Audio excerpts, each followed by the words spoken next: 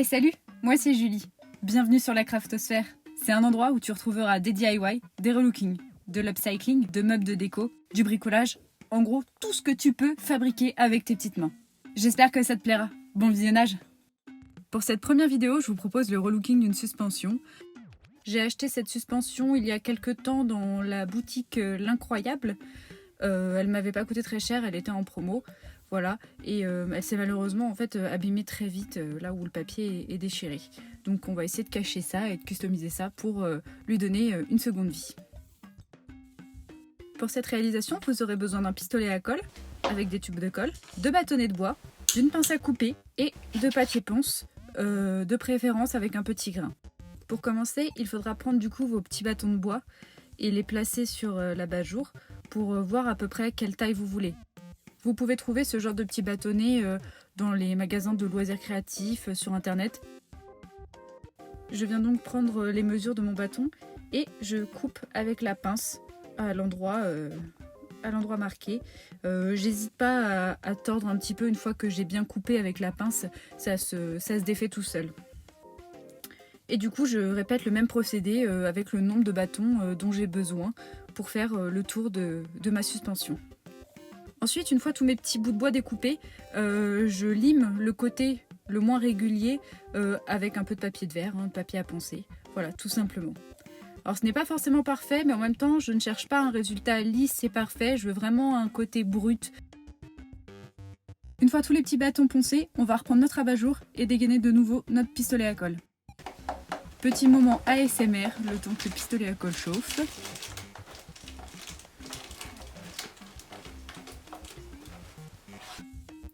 Ensuite, donc, je viens prendre mon abat-jour, ma suspension, et je viens coller mes petits bâtons de bois tout autour. Pour coller, j'utilise donc le pistolet à colle. Voilà le résultat après la pose de tous les petits bâtons sur la partie supérieure de la suspension. Nous allons maintenant nous occuper du bas. Pour le bas, nous avons plusieurs options. Soit on peut enrouler de la grosse corde, ou alors même de la plus petite. On peut aussi laisser tel quel, tout blanc. On peut répéter le procédé des petits bâtons sur le bas. Mais pour ma part, j'avais envie d'essayer autre chose. J'avais envie d'utiliser du tissu, un peu de la jute, à venir placer en bas. Je vais utiliser donc ce tissu qui vient de chez Cultura. Je vous mettrai le lien dans la barre d'infos si ça vous intéresse. C'est donc une jute avec des petits fils dorés dedans.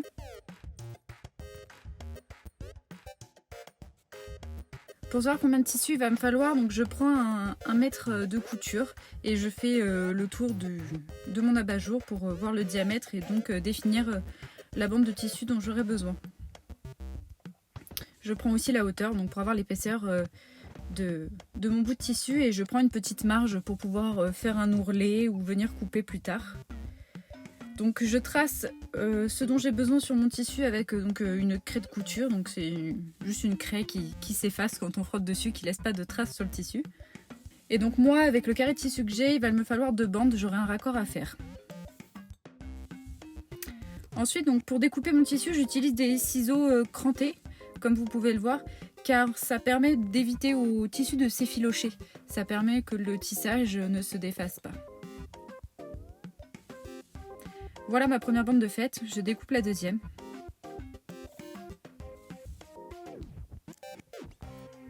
J'ai donc mes 2 bandes de tissu. Pour me rendre la vie un peu plus facile, je vais leur passer un coup de fer à repasser.